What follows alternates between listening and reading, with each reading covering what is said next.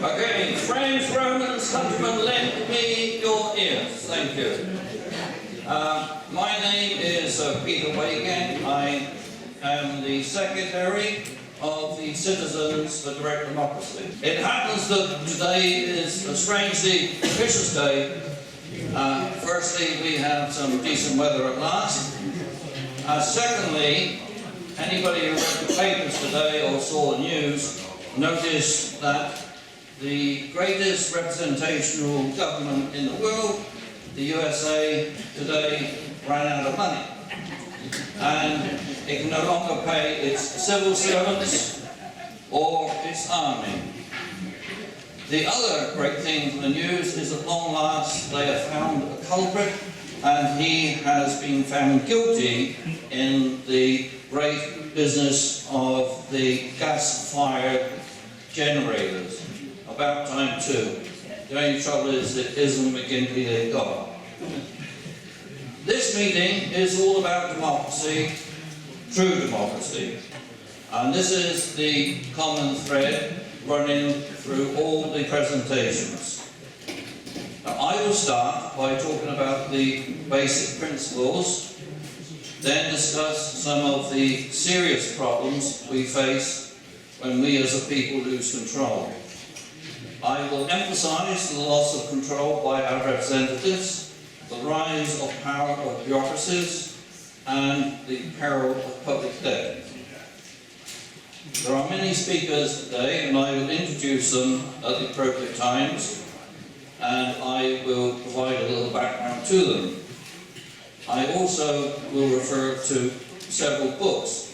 That may seem unusual, but this meeting today is part of a long history, and people need to know that very intelligent professionals and academics have seen this day coming. So let us start. Direct democracy is founded on one principle, and that is the right of people to control their own future. We often speak about fundamental rights, but all those rights, the freedom of speech, of assembly, of the press, of religion, all rest on that one basic principle, that we must be free to choose our own future. We all know that deep in our hearts, this principle is the very soul and spirit of the human race. But who actually enforces these rights? It is the government. When the government does not grant these rights, then the social fabric comes apart. For example, China calls itself a democracy because it has elections. In practice, it is run by a single autocratic party. The result is the suppression of the people. In Canada, we are run by the leader of the winning political party. It is a legislative dictatorship. We can't do much about it, except change the dictator once every 4 years. And the same is true for the city of Kawartha Lakes.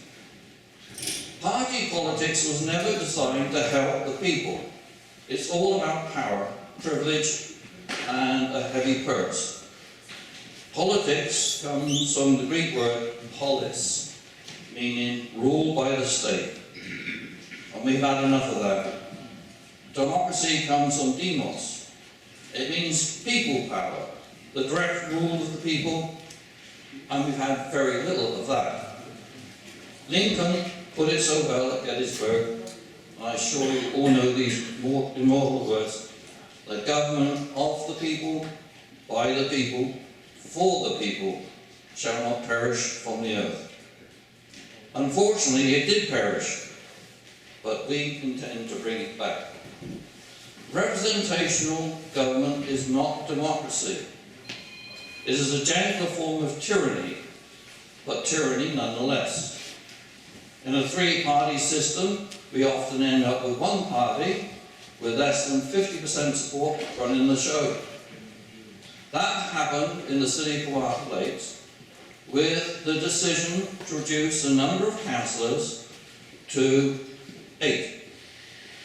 To refresh your memory on that despicable piece of manipulation, which as a mathematician it horrified me, only 293 people voted out of a population of 73,000. Of that group, that small group, only 43% voted for 8 councillors. But that is the number we have. There's only one way out of this political mess, a mess that creates monstrous debts and huge bureaucracies. It's for the people to take direct control. We must have a government that finds out the wishes of the people and makes them happen. Direct democracy works. Switzerland has a direct democracy government. There was a loose confederation of the Swiss cantons going back to the Middle Ages. It was updated in 1847. That's 170 years ago, before Canada was created, and it is still going strong. We hear of political battles in Germany, England, France, throughout Europe, Australia and the USA, but we hear very little about Switzerland. It's hard to have a conflict with a government that only exists to carry out the will of the people. In Switzerland, which, as you know, is a very prosperous country, the people are the government. The power behind democracy is the wisdom of crowds. We all know that a rational discussion between a large number of people will always produce the best results. This is a matter of science. We have always known this. We usually call it common sense. Or we say, many heads are better than one. This ancient wisdom is something that humans have learned from thousands of years of experience. It's been confirmed many times by modern methods. This is the first book I want to show.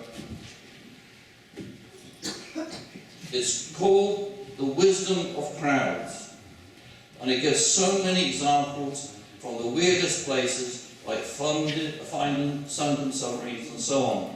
And on the cover we have, large groups of people are smarter than an elite few, no matter how brilliant. Large groups are better at solving problems, fostering innovation, coming to wise decisions, even predicting the future.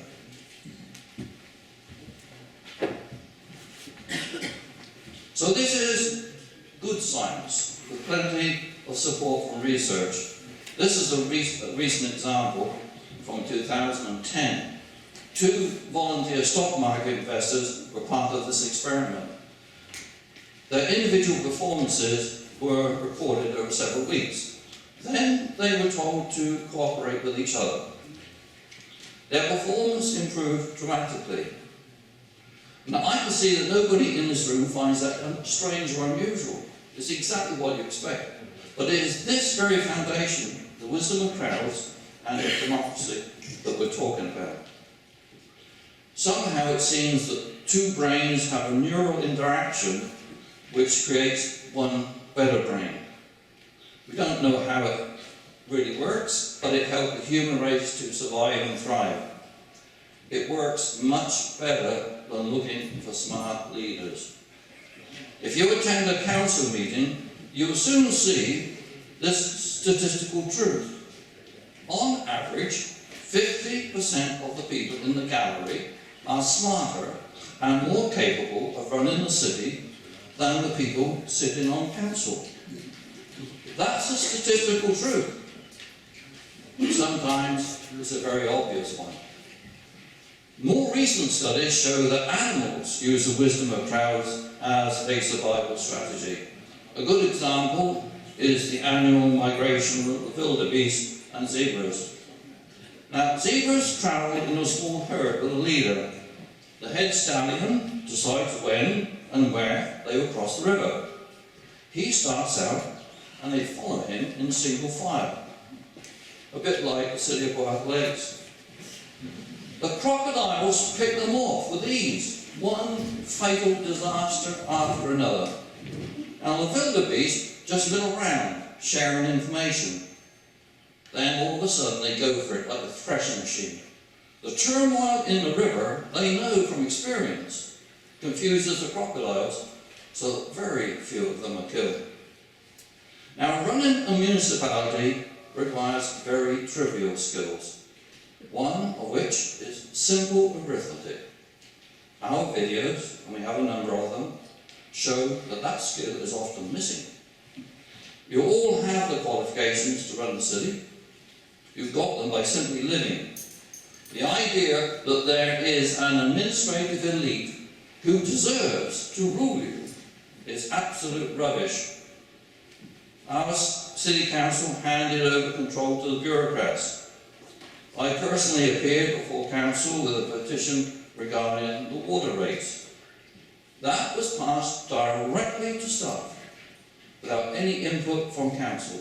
And the precise words were that the petition be forwarded to staff for future budget considerations.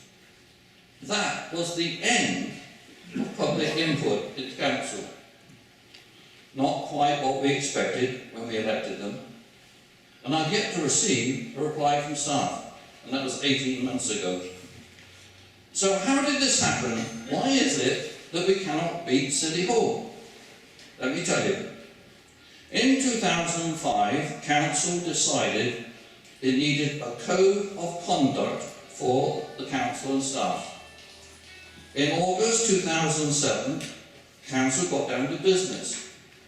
They had the option of creating a task force to draft the document of councillors. Now, they should have established a steering committee of citizens, since council and staff must meet our standards. However, they told staff to develop a document. In 2009, staff began to write their own code of conduct to control their own conduct. Now we need to pause to let that sink in. I have only time to look at one issue, and that is who is really in charge. In 2009, staff wrote in this code of conduct that chains of command must be respected. Every bureaucracy loves that. Keeps everybody in their place. Now the revision in 2016 was quite different. Now it has an ominous tone. The new code was directed at the behaviour of councillors, not of staff, just councillors. Councillors shall acknowledge that only council as a whole shall direct members through the CAO to carry out specific tasks or functions. And again, no member has the authority to direct or interfere with the performance of any work being carried out by an employee of the city. That is really bureaucratic protectionism at the extreme. Now, councillors have to sign that document. You see this growth in power? The bureaucratic boa constrictor squeezing tighter? This again is no surprise. Parkinson's law, which you may have heard of, dates back to 1955. And it states that officials in bureaucracies aim to demand their own mini-empires by hiring more staff. The extra staff focuses its energies on irrelevant details. Those details are ignored by successful organisations. So, we end up with a mayor and councillors who have no authority over the staff. A preposterous situation, but is it true? Unfortunately, yes. I asked one councillor to get me the increase in budgets for the last 10 years. He was unable to do so, although he tried 3 times. He did not have the authority to order anybody on staff to give him that information, and they declined. I asked the mayor to do something about the pebbles on my lawn. This is a kind of a sort of humorous story. It's a long story. We made a video about it, but a big snowplow put a whole lot of pebbles on my lawn.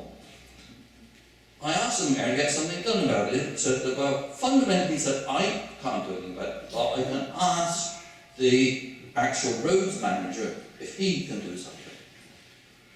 Now, that situation must make the reeves of the former municipalities turn in their graves. Perhaps some of you knew personally some of the old reeves in municipalities. Not all old. Sorry, Peg.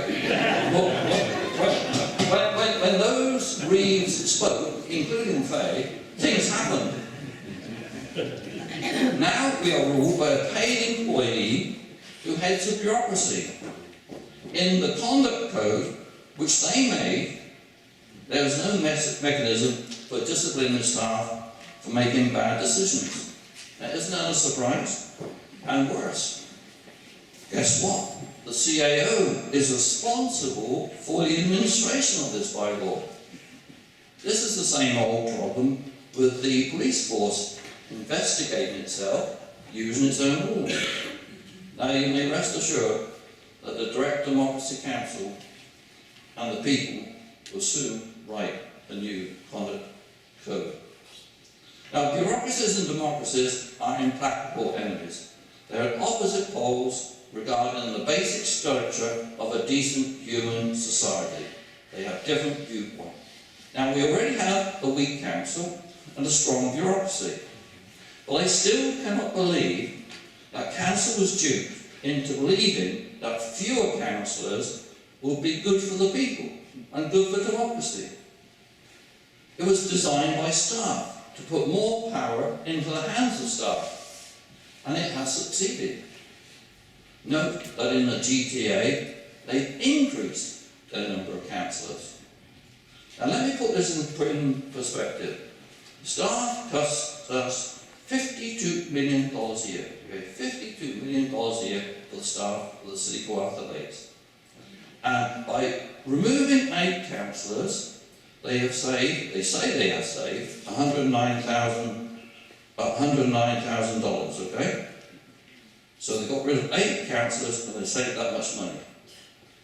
Now that money is less than the salary of the town clerk. Does that mean that all those 8 councillors who have sworn to act in our interest, it says that they work less than one senior employee? Now let me put it another way while we wait for Tim's Horton coffee. The money, they say, will buy everybody in the City of Arthur Lakes a small coffee at Tim's. Our 8 councillors only worth a cup of coffee to us. They voted for this change. So my conclusion is, those councillors have such a low self-esteem that they themselves feel that what they do for us is only worth a cup of coffee. This is a deplorable state. The cost of staff bureaucracy has increased tremendously. At the time of amalgamation, there were just 2 people earning more than $100,000 a year. Now we have 108 people earning more than $100,000 for the service we get. Now these are the so-called experts who believe that they have special skills, and thus they should tell us what to do. It pays to remember that the Titanic was built by professional nautical engineers. You know what happened to that? On the other hand, the ark that survived the Great Flood was built by Noah, who you please know was actually a farmer. Perhaps some of you ran a lemonade stand when you were kids. If you did, then I have to tell you that you're overqualified to be a councillor. Now, does that sound outrageous? Let me explain. A lemonade stand has to satisfy its customers. The city does not. The lemonade stand has a product that creates income. The city does not even a toothpick. The lemonade stand has competitors just down the road. That keeps efficiency up and prices down. The city does not. But, and this is very important, real life activities have a bottom line where the money runs out and they go out of business. The city does not. It just takes out another huge loan on the backs of the working people of Victoria County. Let me give 2 examples. Council set the maximum debt load for the water and sewage utility at $49.5 million. Nobody's allowed to go beyond that. Now we, as taxpayers, expected the debt would be paid off by reducing the capital. But that is not the case. Suppose that in 1 year we reduce the capital by 2 million, so we're going from 49.5 down to 47.5. Staff immediately borrows another 2 million to take it back up to 49.5 million. So they do this year after year. The interest we have paid keeps growing and the debt remains the same.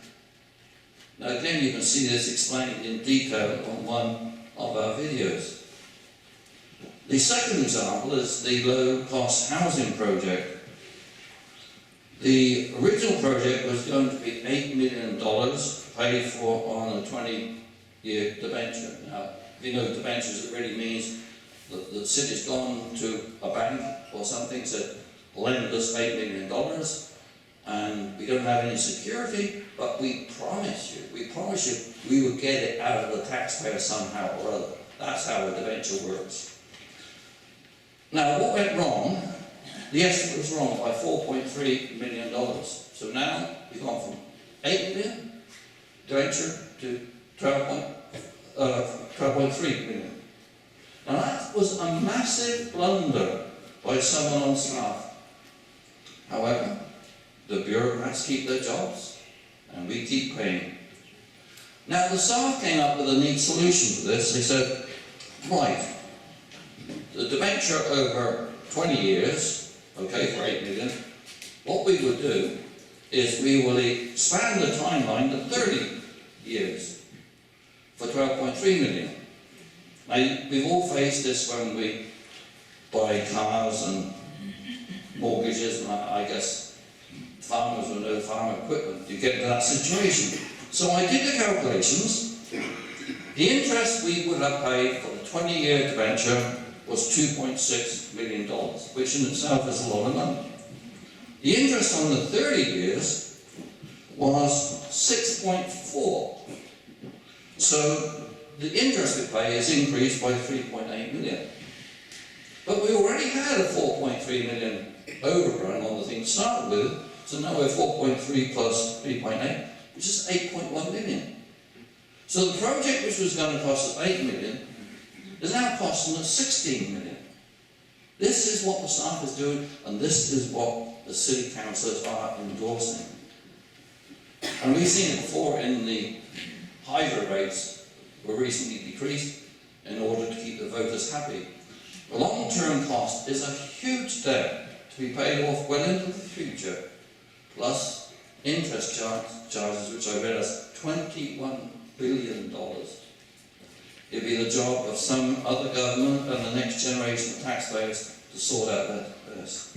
So, were we the people consulted when the city took out $25 million in our name? Were we consulted when they expended the debentures on 20 years to 30 years? Did we vote for the city to go into the airport business? Yes, we need a landing circle for medical helicopters, but an extra runway only benefits the people who can afford a plane or to travel by air.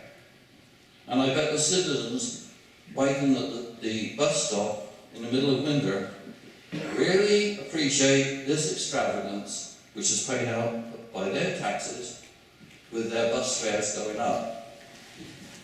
Did we approve the policy of rolling over debt so that we, our children and grandchildren, will always be in debt? And at the provincial level, were we consulted about the sale of Hydro 1? And what about the cancellation of gas-fired power stations? That was a purely political decision to grab votes. It had nothing to do with common sense. We had no input. Yet it cost us almost $1 billion. Now the city would say we cannot go back to small local councils. But let us remember they worked extremely well. 14 of them had no debt. They had surpluses that were swallowed up by the city. There is nothing worse than having your savings stolen, savings that you scraped together by many years of fiscal restraint. We are now standing on the edge of a financial precipice, just like the United States. Now, Bill Holmes will point out other heavy debts that I have not mentioned. And under these circumstances, it is prudent, in fact it is vital, that we return to a safer position. That means creating small local councils that are driven by direct democracy. This is a moral imperative that must not be ignored. The days of pay and obey must end. We, the taxpayers, pay the piper. It is time for us to call the tune. So that is the end of my comments before we introduce the next speaker.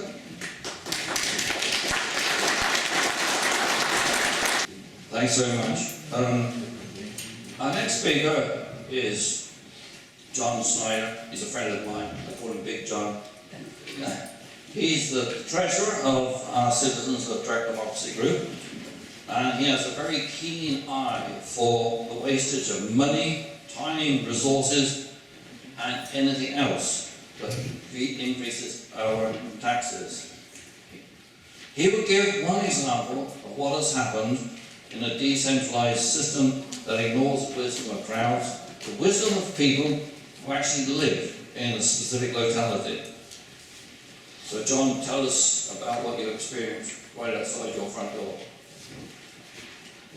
So my name is John Snyder, as you heard, and I am the treasurer for Citizens for Direct Democracy. Peter has provided an important overview of some of the problems in the city. I want to look more closely at one example. In Bobcaygeon, to us it is known as the Nightmare on Main Street.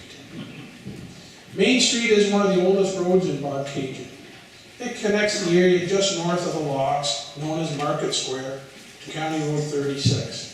It is a busy road, and it will become more so as development goes along Front Street West. The city's plan was to dig up the road, replace existing storm water pipes and drains, replace sidewalks, and generally bring the road up to a standard. The existing services laid in the mid-1970s, they served the village well through their expected life.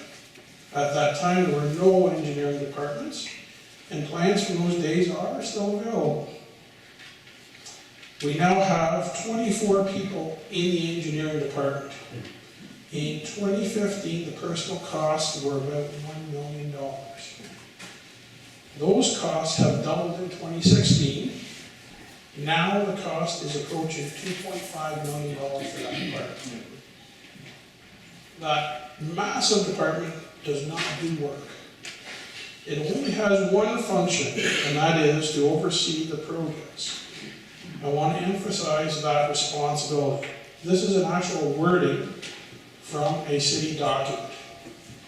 It is the responsibility of the engineering department to oversee all design, construction, and major maintenance on public highways, bridges, sewers, water mains, and other related infrastructure. The blueprints for the Main Street construction were produced by Wills Engineering. The construction work was done by Green Brothers, specializing in this kind of work. In due time, the designs for the construction were ready and sent to the city engineering department. They were approved. From there, they went to Green Brothers, and work started in March of 2017. All of this activity took place right outside my home and business on Main Street. Our chairman, Steve Clark, who also lives on Main Street, he also had a very close view of the construction. we soon began to see some strange things happen. As we looked north, up Main Street, the road seemed to slope down from the east to the west. As we looked south towards Market Square, the road seemed to slope down from the west to the east. So we took our video camera, we mounted it on a tripod in the middle of the road, set the axis absolutely vertical by using a plumb bob, and the difference in the height of curbs was now obvious as we scanned from side to side. There are only a few explanations for a blunder like that. Either the construction workers misread the blueprints, or there was an error on the plans. If there was an error on the plans, then it must have been done during the drawing stages and missed by city staff. So much for oversight. The cost to correct that mistake must have been thousands of dollars. But the city does not reveal any detail about the cost of the original project, nor the additional cost of correcting errors. One day I saw trucks arriving to remove fill from the roadbed. I made it a bit of a habit to ask questions about the construction. Apparently the road was being set to a new grade level as it was too high. After tons of fill were removed and graders came in to do their work, I thought asphalting would now proceed. So I was a bit surprised when a few days later, trucks brought the fill back. Again, the surface was then regraded once more. More time wasted, more cost to the taxpayer. So we now have a new problem not foreseen in the planning stages. Some properties had their entrances blocked by a low rock shelf which had become exposed. This had to be corrected. About 500 feet of recently poured concrete curb had to be removed.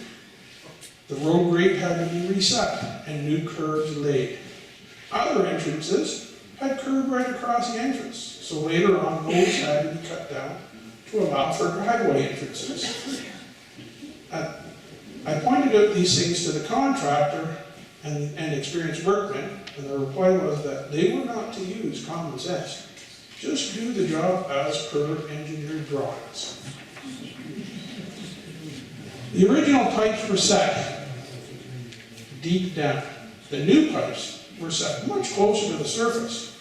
It was pointed out by the contractor that they would likely freeze in the winter. So once again, planning was poor. The solution was to put a styrofoam blanket on top of the pipes. More expense and more wasted time. Some of the old pipes ran under the sidewalk. This could be seen on the infrastructure maps from the village of Bobcaygeon. However, that information was not shared by the city with the contractor. Once discovered, the pipes needed to be removed to avoid the sidewalk collapse. This meant more work, more expense, and more time lost. Thus, the deadline for reopening the road on June 1st slipped past. The place between the curb and the sidewalk was removed. That means the snowplow now pushes snow right onto the sidewalk, which makes it difficult for pedestrians. The solution will be extra plowing of the sidewalk or snow removal. Again, these are both expensive operations that should have been obvious to the planners and to the city engineers. This is what happens when a centralized group makes decisions without the wisdom of the locals. We cannot afford any more fiascos like the nightmare on Main Street. Under a direct democracy, the people are involved all the time. All financial transactions are open to public scrutiny all the time. It is time for change. Please support your direct democracy candidates in this fall's election for real change. Thank you. The next two speakers represent VOCA, the Voices of Central Ontario. That organisation came to life around 2000. Its purpose was to prevent amalgamation. At that time, amalgamation was seen as the cure for the mess created by Harris and other politicians, particularly in the GTA. This ideology only lasted 8 years, but we are a major victim. This massive disruption was made by just one person, Harry Kitchen. It's interesting that he reduced us to a one-tier government, but Peterborough, where he lives, he left as 2 tiers. Now, Fay McGee is a well-known figure in municipal affairs. Fay was a prominent councillor, an outspoken voice of the people, and had her own column in the paper. Bill Holmes here is an active member of VOCO. He gathers facts and figures and reports that reveal the dark side of local government. Together they will paint for us a picture of life before the kitchen sink fell on us. I was never there. She was there. She was good at it. I'm going to start off in our election in 2010. We had 72,000 people. That's our population, and we had valid voters was 56. The total voters was 57. That's in the thousands, and we had a rejected vote of 810 votes in our little community here. And the federal election in 2011, they only had 163. Provincial election, they only had 88. So I can't figure out how we had 810, unless they just want to figure out who they want to put in. Okay, now when you jump onto our utility invoice, in 2014, I think that's when they started the trump for Lindsay. And the fixed water was 55, your sewer was 53, your metered water was 31, your sewer was 19, and then you had a capital levy of $4.81 and $1.85. Now we come up to 2017, our water has gone up, which everybody knows, it's on the meter, but our capital levy is $20.25 and our sewer is $18.16. Now, when they put this capital levy on, they done that before when the fire department overspent, so they just stick it on your taxes. It's a levy. So if you look up what a levy is, it's just a tax on a tax. So that's what they're doing to us, and we would like to be able to get out of it. And then in 2016, the bylaw was posed to special allowance drainage water upon the land in respect to which money is borrowed for the Tile Drainage Act. Now, any of the farmers would know what that is. If they're here, they've been paying for it, and I would assume they're still paying for it.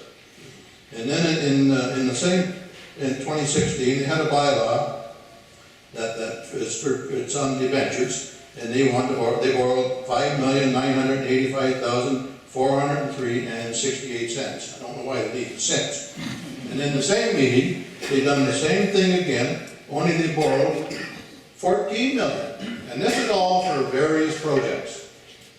And that was in 16 in November. And then in 17, they borrowed another $25 million for various projects. And these are all on debentures, which Peter was talking about. And they're going to keep on extending them debentures. And then, just about finished here, people. And then the trailer park in Bob Cajun.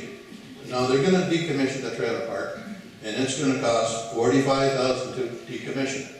And we have a person in one of the upper chambers looking after that. So she's hired a consultant for $200,000 to tell her how to do it.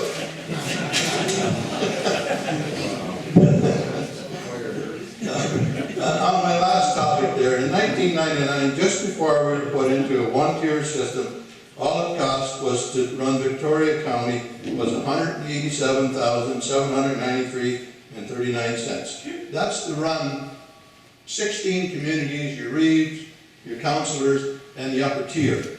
Now we have one person that makes that much money. And everybody that's sitting in the upper tier, on our last average that we looked at, each person is taking home $13,000 of our money.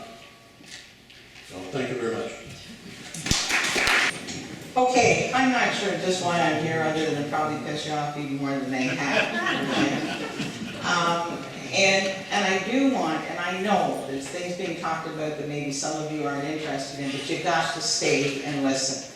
I said to one woman, Liz Marshall, who's sitting at the back, that she was the smartest woman I ever met. That was a shot at me. Okay, so I'm gonna change that. She's one of the sharpest women I've ever met. We're arguing about which one's the better bitch, and I know I have a shirt that says that I was gonna wear it. Okay, I had a shirt I was gonna wear, but I didn't want to offend some of you. Okay, so let's get started on what I'm gonna do to get you going here, all right? Back in the good old days of Victoria County, you could drive up to my house, to my counselor's house, you go to your municipal office, you could tell them about an issue. Not going to say they fixed everything perfect, but they sure as hell did a better job than what's happening today. Okay? Now you got somebody sitting on council, and let's just say that they live at Fowler's Corners. They're deciding on an issue for a person at Seabright. They probably can't even drive to Seabright. They don't know where it is. But they're making that decision. I'm going to bet most of you people from the Victoria County days can all tell me that when you went to your councilor's house or your local council meeting or your local municipal office, somebody actually came to your property and took a look at what the hell was going on before they went back and voted. It doesn't happen now. Now, they're absolutely right, staff. Everybody knows I was on the state council for a while, and it's staff. You don't have any rights. The elected official can't do squat, okay? And you know, they're talking about what the council cost you before. Let's just go to Sturgeon Point for a minute. Sturgeon Point was free. They never got paid. They got a check at Christmas for $50 as a donation from Sturgeon Point to them for what they did all year, and they donated it back. So Sturgeon Point's council didn't cost them a dime. Our council cost you very little. Okay, so now let's go to and none of us had, there was only 2 municipalities that had any debt. When Harry Kitchen got put in here, Harry Kitchen got paid $80,000 by the province to do what he did here. Let's just say Harry Kitchen and I didn't do too well together, okay? In the meantime, he sent a bill to Victoria County before the mistake got here and wanted an additional $12,000. Victoria County Council said no. He resubmitted that bill with the first term of the mistake council. He got it. They paid it, because they don't care. You're going to pay your taxes. If you don't, the next guy will. They don't care about who you are, what you have, or what you don't have. So now we have more debt. And I love when they'll say to you, somebody will say to you, we got a $90 million debt. No, we don't. No, it's only $30 million. Okay. That's because what they do is they break it down. They do not classify, when you ask them a question, user pay as debt. So your water and sewer that's paid for by those of you that are on water and sewer, that's your debt, but it's not mine because I'm not on it. So that's how they get away with saying they only have this much debt when there's really this much, because they're calling that a user pay system. Well, I don't care if it's on my Visa or my MasterCard, debt's a debt, regardless of what you call it. Okay, but they get away with doing that. Now we got less services. We all know that. You see a snowplow when you don't need to see it, and then you don't see it when you do need to see it. Okay. Now they have this. I love the way they work now too. They're dictators. Okay. They have a meeting the other night in Little Britain to talk to the people there about the possible closure of the Little Britain and Oakwood Fire Hall. I said to the people, are they going to listen to you or are they going to tell you? The people went. One lady was crying because of the time it's going to take for response now. One man said his property insurance is going to go up $300 a year. They don't care about that. They didn't go to discuss it. They went to tell them. I thought you're an elected official, and there's a few of them in here, Jack McLaren from Queen's Park. I thought you're supposed to represent the people, not dictate to them. That was my take on it when I was there, unless something's changed. And they believe that's right. Now they want to spend $1.6 million to build a new fire hall. The fire halls they have are what you in your communities built when they were small communities. You had volunteers that participated. You don't have that anymore. There isn't the pride in the community because we don't get any benefit of what we're doing anymore. Everything goes their way. That's all there is to it. I'm going to drag this on a little longer than anybody wants me to, but I'm going to for a reason. I got asked if I'd come back on the cemetery board in Fenton because they were having trouble with one of the elected officials. And I did. Anyway, that elected official went crying that he got picked on and he got removed. And so they sent a couple other elected officials in. I started asking, where's the cemetery's money? Before amalgamation, the village of Fennel Falls had in their budget cemetery money that went to the volunteer cemetery. All right? We haven't got any money. What do you mean you haven't got any money? Well, we haven't gotten any money since the amalgamation. But you should be getting money. So I turned to the two elected officials that are now there, because I'm such a bitch, okay? And I asked them, and one of them tells me, there is no budget for cemetery. That's bullshit. All the cemeteries you got in this state we live in, you don't have any money in a budget for cemeteries. Well, they go back and look again. They came back the next time and they told us we didn't get any because we're volunteers. If we walked away and let employees take over that cemetery, then there would be money going to Fountain Falls. It's okay. You get me that in writing, because I'm going to go public so the people in Fountain Falls know that when they pay their taxes, none of their money is going to their cemetery. It's going to Dunsford, Cobcon, Norland, Kinloch, wherever, but not going to Fountain Falls, because not one dime has come to Fountain since the amalgamation. They couldn't get me that in writing, but we now get $10,000 a year. They won't retro it. I tried to make them go back.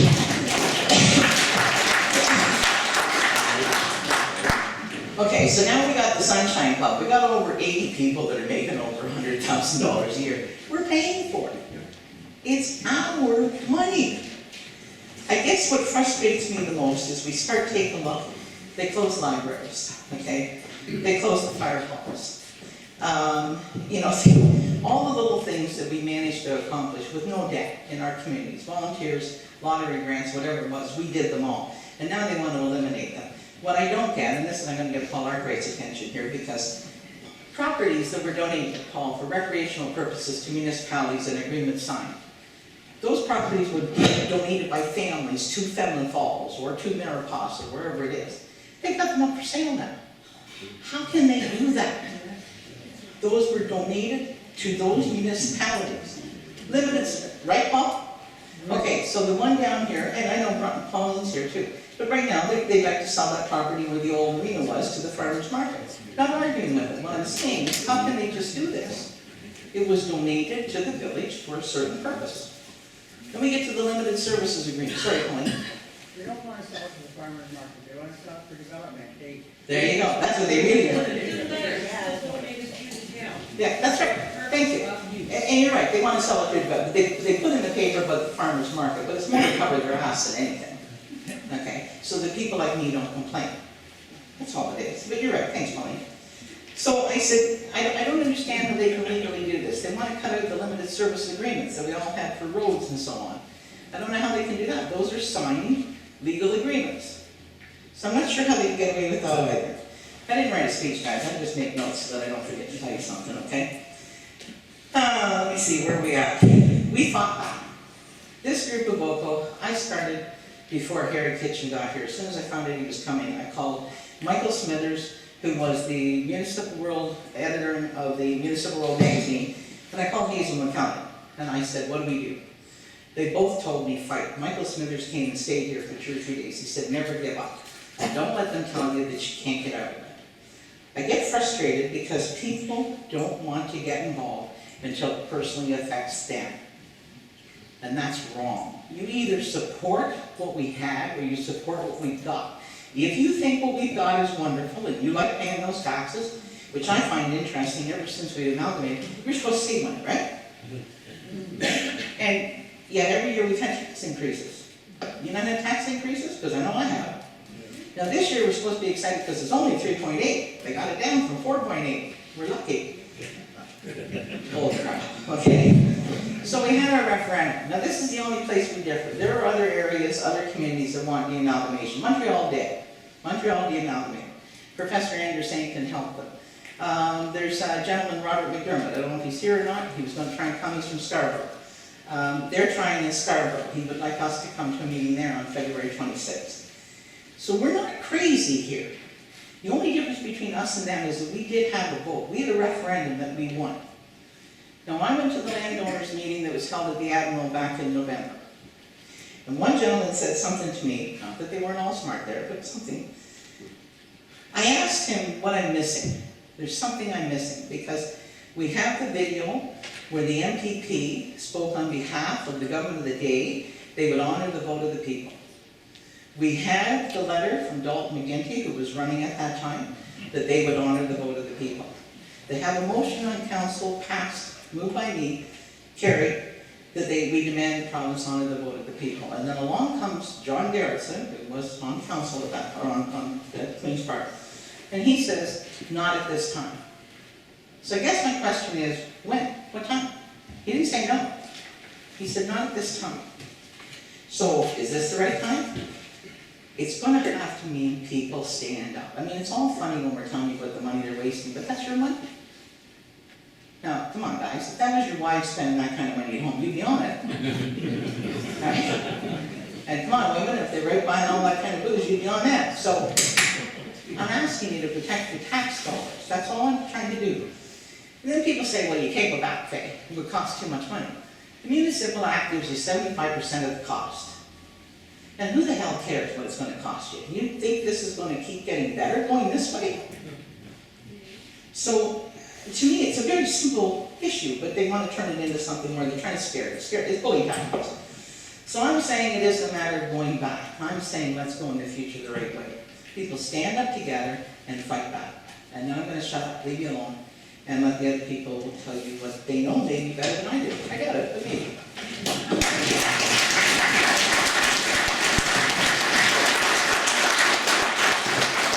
Thanks so much, Faye. I always enjoy listening to Faye speak. She is so full of energy. She's a real raconteur with the best use of that word. Also, thanks, Bill, for those nasty facts that now have seen the light of day. Okay. The last speaker before we break for coffee and Timbits is Steve Clark. Steve is the chair of the Citizens for Direct Democracy, and in his job he's very well positioned to hear the complaints of the citizens. He's the best barber around. So he's also a prolific writer to the press and to the citizens everywhere, and to council and to the mayor, and I compliment him because he really gets under their skin. Well, thank you, Peter, for that prolific welcome, and I'd like to welcome you all here this afternoon on a wonderfully sunny day. It's kind of a break in the weather. As Peter said, my name is Steve Clark, and I'm the chair for Citizens for Direct Democracy, and I would like to talk about the future, solutions and remedies. Now, I like the word remedy because that is akin to a cure, because what we seem to have today are prescriptions, and prescriptions is the code for one size fits all. So can you imagine for a second just going into a shoe store and there is one style and one size, a size 10. You can see right away that there's not going to be too many happy customers. So, I don't know about you, but I don't know how many times I've talked to my councillor, my MP, my MPP, with some issue or another, and I've been given some pat answer, or when information does come, it's filled with platitudes and promises, or even better, it doesn't come at all, which I might add is the number one complaint of the City of Quarter Lakes, that they just don't respond to your inquiries. So it can be seen that creating change, as far as government is concerned, is a soul-destroying task, and massive amounts of effort all too often result in micro-return regarding real change. So, okay, let's accept that. Let's accept that you cannot change government from the outside. I'm just going to say that again. You cannot change government from the outside. So how do we solve that problem? Good question. Well, Citizens for Direct Democracy want to run a candidate in every ward and a mayoral candidate. Now, I'll be running in Ward 6, John will be running in Ward 2, and Bill Holmes is going to be running for mayor at City of Quarter Lakes. Woohoo! We're running on a common platform, and we do have a plan. Okay, it's called the Roadmap for Change. This is a complete platform for transforming City of Quarter Lakes to more or less back to where we were when we started. Okay, but here are some highlights from that plan. 1. Bureaucratic reform. 2. The use of referendum for all major decisions. 3. The introduction of transparency. Fancy that. And 4. A plan to steadily decentralise local governments. We were served well by a two-tier system of government, and Peterborough still is. Now comes the good bit. We need volunteers. We need people to step up and run in these wards. Okay, there will be 8 councillors and 1 mayor position available. We have 3 people. So there's 6 places, 6 people we need to stand up and come forward, and about 20 volunteers who will do phone calls, putting up signs, all that invaluable groundwork that we can't do without, and to support each other and to get these candidates elected onto our council so we can take it back and take back democracy into our communities, as has been said, that we paid for and built ourselves. So why now? I believe this is a critical time, and I think everyone sitting in this room today, when you look at your hydro bills, when you look at your water and sewer bills, when you look at your food bills, when you look at your energy bills, when you look at your property tax bills, these things are all going up at a rate of knots, and it's becoming more and more clear that John Q. Public has nothing to say except cough up, pay, and obey. So this is where it all starts, folks. It starts sort of right in your community, where all of these things affect you the most. How many community centres do we need to lose? How many fire stations do we need to lose? How many libraries? And it's going to happen. They do this bit by bit. Basically everything is going to go down to Lindsay, and we're going to be spokes on that hub. And they won't do it all at once, because they know that if they do it all at once, you'll get really upset. So they do it a little bit here and a little bit there, and they hope that they can quell the dissent, like they did in Little Britain, by just presenting rather than actually asking for your input. Okay, so as Peter said, we've been making some videos about some very serious issues with the city. These are incredible videos, they're well documented, and they really outline the problem of where your tax dollars are going.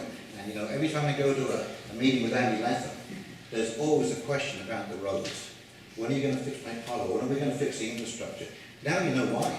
There's no money. Senior staff is completely sucking it up in planning and this kind of stuff instead of actually spending it on the real issues.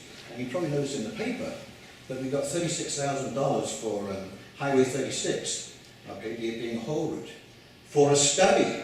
Okay, it's not going into the highway, we're going to study the impact of the changing of Highway 36 into a whole route. So we really do need to stand up to the plate and realise that this is coming to your front door, and if we don't do something now, it's just going to steam. I think if we wait till the next election pass, it's another 4 years, it'll be too late. You will not have a voice, you will not be able to go to City Hall and state your claims.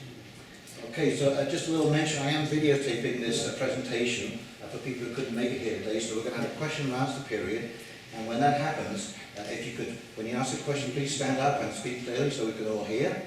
And in the meantime, we're going to have a short break with coffee and donuts. Thank you all for your patience, and when you come back, there will be more great speakers and incredible information. Thank you very much.